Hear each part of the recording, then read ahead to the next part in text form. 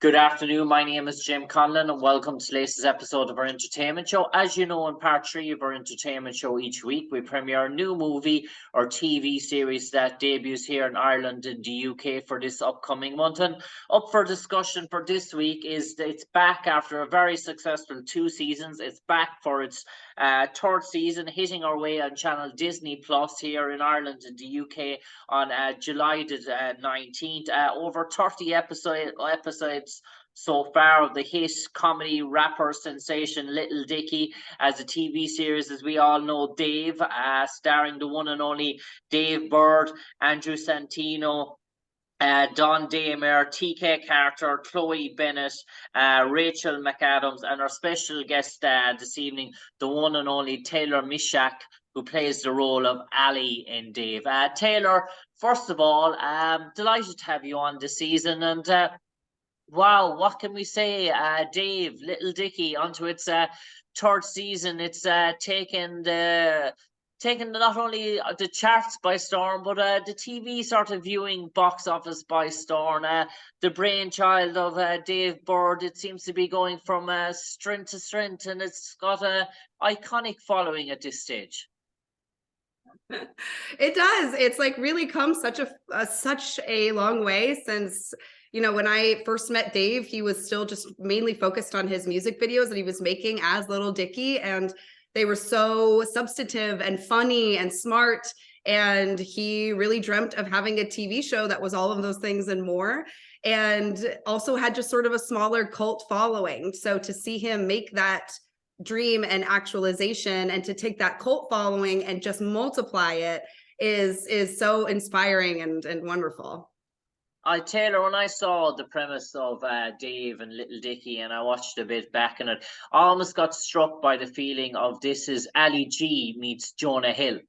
In terms of what we are trying to come across, in that Dave is so reminiscent of this sort of Jonah Hill type character, the characters that Jonah Hill sort of plays, and then this Ali G sort of persona that he's trying to put on. It almost felt like two worlds coming together. What would be your sort of take on it? I think that's so funny. I've never heard that before, but I think it makes so much sense.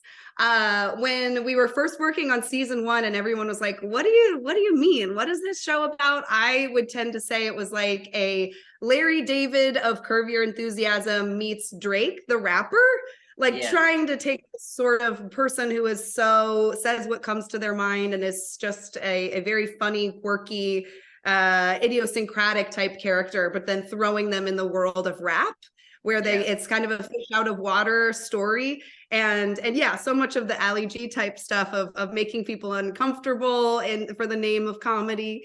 Yeah, I think that's such an apt comparison. Yeah.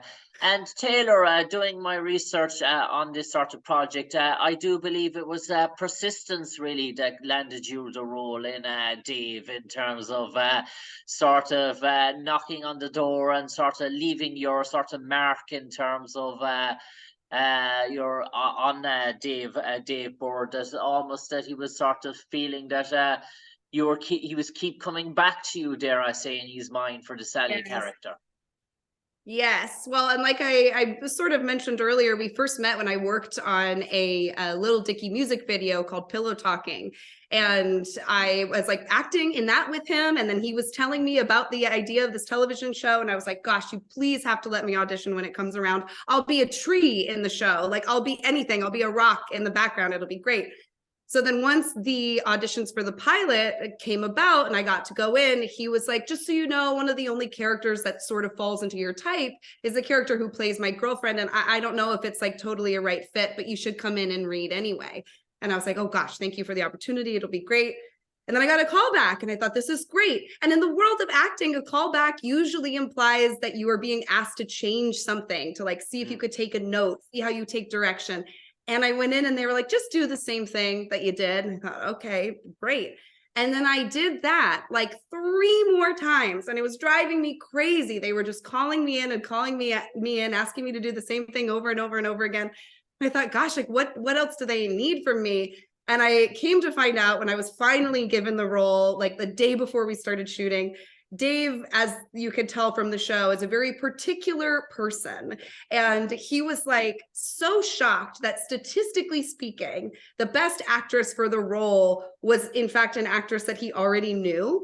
This was his first time casting a TV show. This was his first time like getting to sort of cast a really wide net of casting all these actors in LA.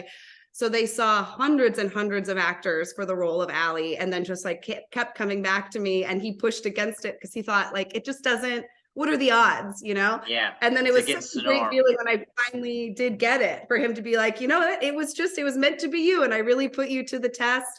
And he hates when I tell that story, by the way, because he believes in me so much and he champions me so much. And he was like, I'm always rooting for you. I just like wanted it to be perfect. And it's nice to know that it all sort of ended up working out after really, really fighting for it. Yeah.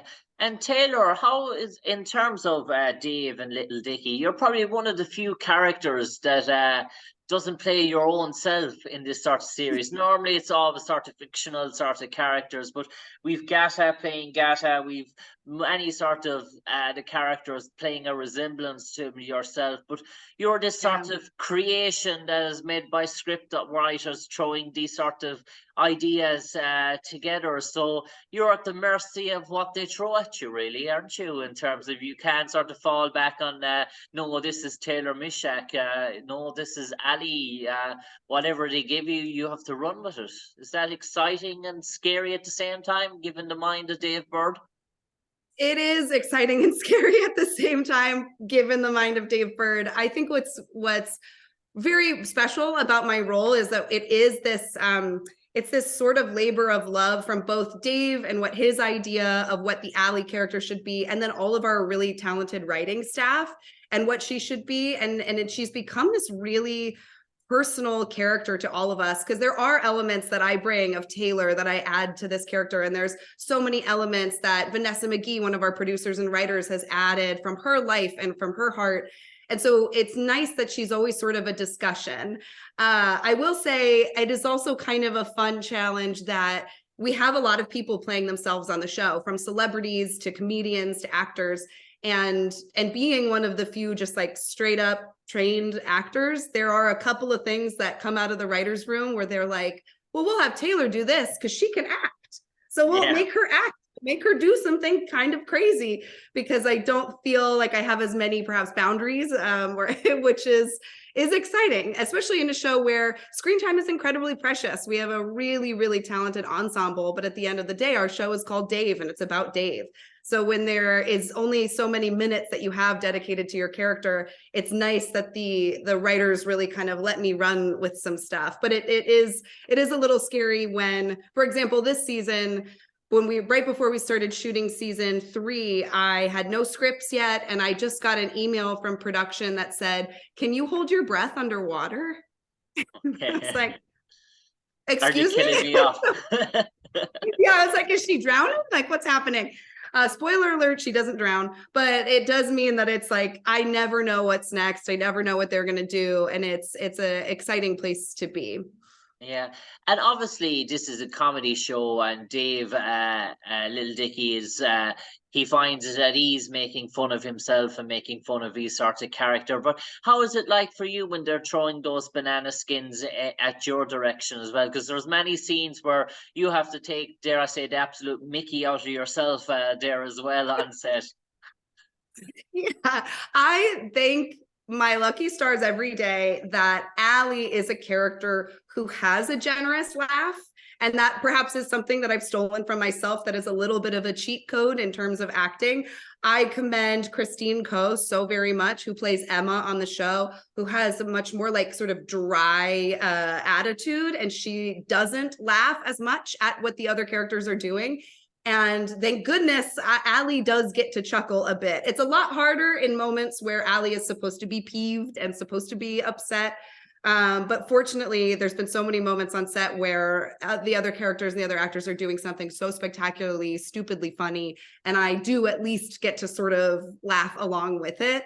I mean, there's just like comedic geniuses on our show. Andrew Santino is one of the funniest people on the face of the earth. And there's a lot of improv on our set. So yeah, I'm just glad that I do get to laugh at least some things in the world of the show. And Taylor, what's it like when you're doing sort of certain episodes and the guest stars walk in and all of a sudden you're on set and look around and say, oh, would you mind there moving over Kareem Al-Jabbar is behind you for a second or something like that. And you see what says 7 foot Kareem Al-Jabbar, one of the greatest NBA players of all time or something, just saying, hi, I'm Kareem or something. And you see these guys, the guys walk in all of a sudden. It's so funny you say that because yeah, it never gets old for me seeing the insane amount of talent that is willing to do our show. And the longer that we've done the show, the more people are willing to do it. Because I think now they kind of take it seriously. We're a little bit more legit now that we are something. It was a lot harder in season 1 to be like, hey, could you come shoot our show that you've never heard of?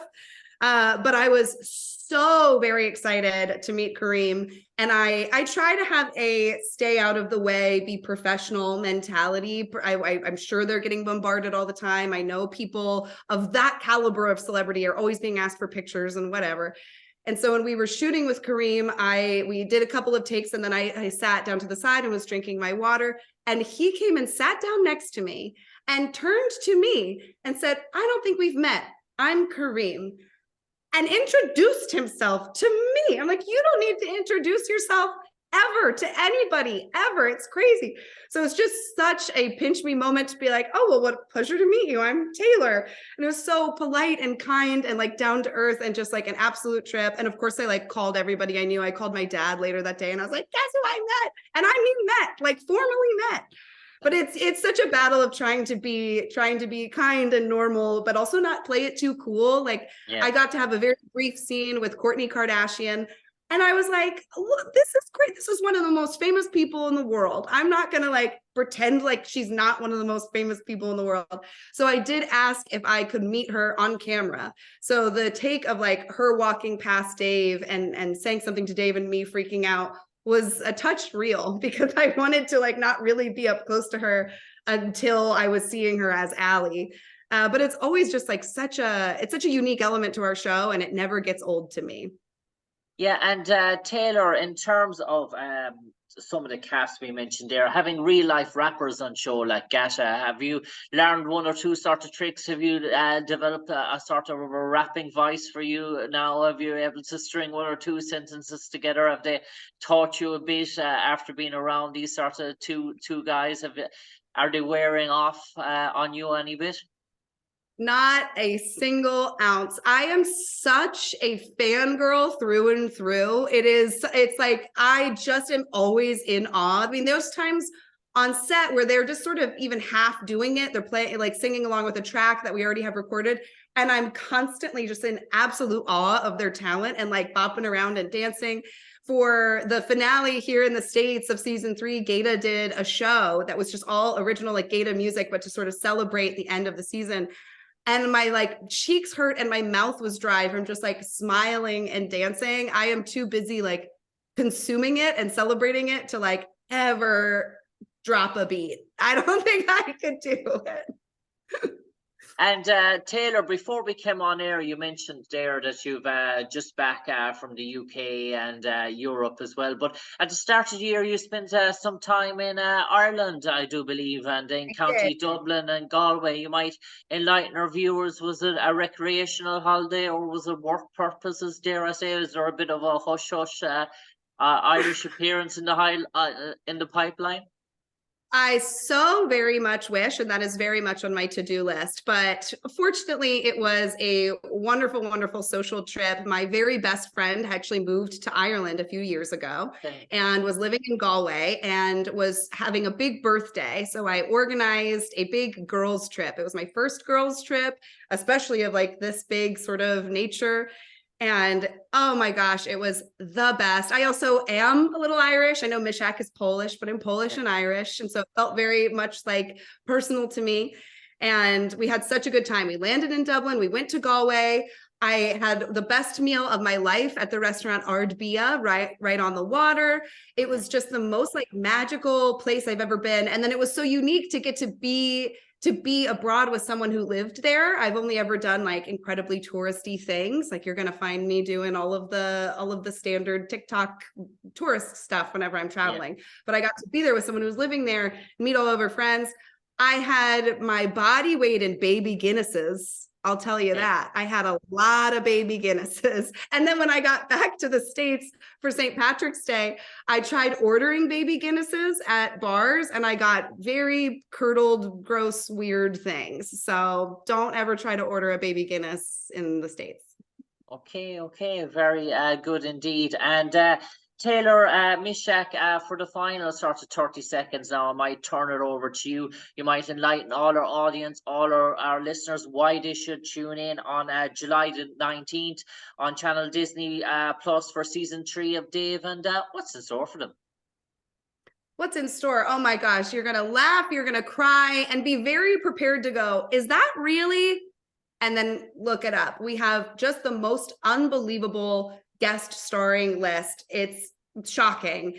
And I think that this season has the most comedy of any of our seasons, and at the same time, the most heart, which I think is the secret to success of our show, is that it's funny and sweet and smart and stupid. And be prepared for all of those things. And thank you so much for watching it. If you do, it makes me so very happy.